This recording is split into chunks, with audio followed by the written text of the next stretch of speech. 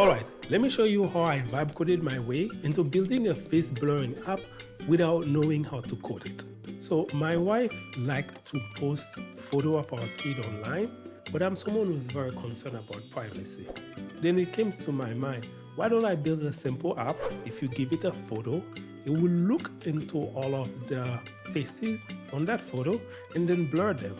So here's the thing, I'm not a computer vision expert. So I have to rely on tools such as ChatGPT, DeepSeek, Claude AI to facilitate my ease into building this application. First, we're going to look at the architecture of the app.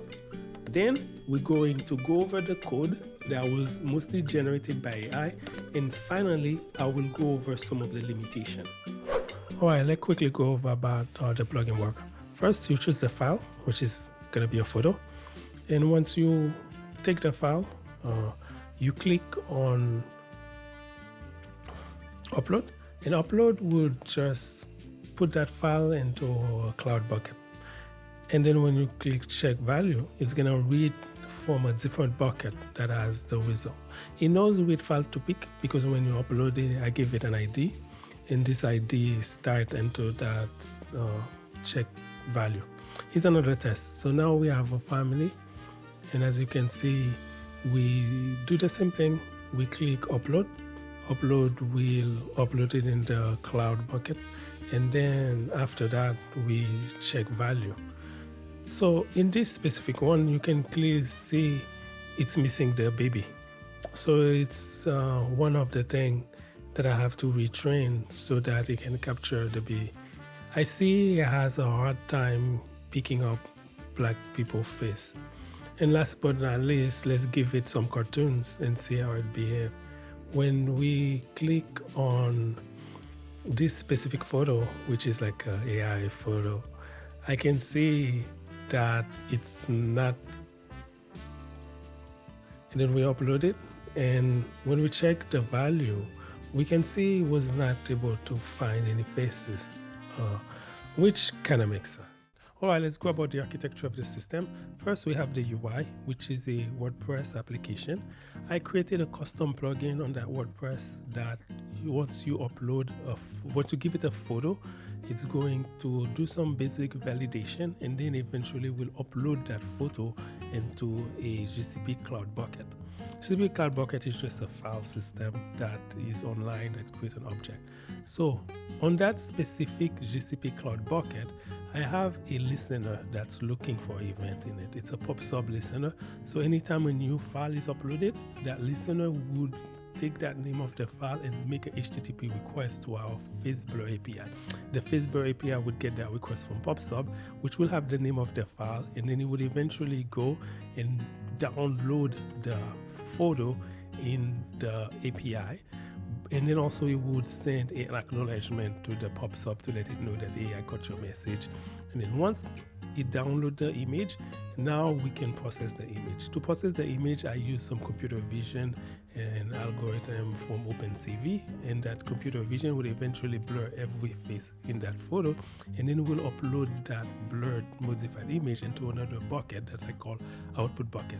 And then the user would have a UI where I can click to recuperate that object, that new photo, and then we will serve the photo, and then you can see it in the UI. That's pretty much the architecture in a big picture. Okay, let's quickly go over the API. The app is pretty simple. This is a Flask app. So in the Flask app, I have all of the endpoints that's listening for requests. There's actually two main endpoints. The first one is the endpoint that get the pub/sub request, and the second one is the endpoint just to test if the service is up or down. As long as we get to 200, okay, we should be fine. Let's go over the endpoint. So this endpoint is what's listening for requests from pub/sub.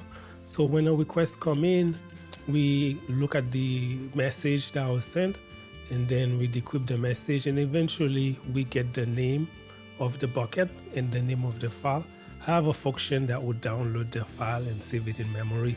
I choose to do that in memory for processing speed instead of downloading and save it into a hard drive and then load it in memory. Hopefully I'm not flooded with a big photo. And then also, then we do the face blur here. The face blur would take care of getting the file and then run the AI algorithm that can blur the face, and eventually will upload the file in the proper repository.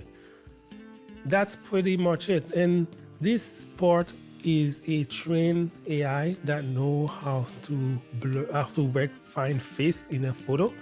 You can read more about it on the OpenCV. They kind of explain you. So this model is already pre-trained for specific tasks. So I didn't have to implement this one. All right, let's talk about the UI. We created a custom plugin. It's a WordPress plugin. This part is mostly because I'm trying to learn how to write plugin in WordPress, and that's the part where I had to leverage a lot generative AI to help me get up to speed with the proper way to write a WordPress plugin. So this reduced the time it would have taken me if I had to read a lot of book, where I can just quickly go on ChatGPT and ask a question straight and give me the answer, and then I can guide my learning.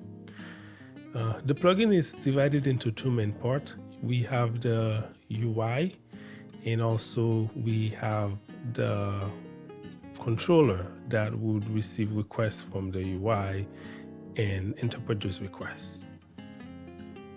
So let's take a quick look into the UI portion of the plugin. The UI of the plugin is mostly an input form, and this form is an HTML form with ID and function that needs to be called. Once the form is submitted, I have an event listener that listens to the submit request and eventually package the form, create the data, and then send a HTTP request toward the backend that would be handling this submit request. Another portion of the form also include the part that would handle retrieving the user photo. Every time you submit a request, we give you an ID, and this ID, that's what the new button that's being created would use to retrieve the photo. Endpoints. We have two endpoints that does. One is to submit the photo, and the other one is to take the photo. And when I made a request, Endul encourage GCP would eventually go get the data and do some sanitation, and eventually we will drop the photo in the cloud bucket. And then when we retrieve, the request would go to the retrieve handler, and then with the ID that was given, and then we would use that to make a request to the cloud bucket to take the file. And if the file is not here, we send a status code that the file is not here. That's pretty much the hardest part of this plugin. Most of the other thing, it's a lot of boiler code to set up a plugin in WordPress site, and those also I had to heavily rely on ChatGPT so that I could find the right template to put the plugin to a state where it can be used. Again, my background is not in computer vision or AI or artificial intelligence, but using tools such as DeepSeek and other large language model, I was able to navigate my way. If you're interested in sending a pull request, make a comment down there and I'll give you access so that you can make pull requests and make some modification. Now, the next step for me is to make the app a little bit more robust and also to train the model so that it only identifies kid. So I'm getting up to speed with PyTorch to be able to do that. And once I do that, I will put the update so that you can only blur face for kid and then leave the adult with their face showing. If you like this content, subscribe to this channel, share this video. The URL for the app is going to be in the link below. If you want to make a pull request or you want access to the source code, please drop a comment below. I will get in touch with you and give you access to the source code in case you want to make some improvement. All right, I hope this video was valuable to you. See you next time. If you're interested in this type of content, subscribe to this channel and you'll definitely get value.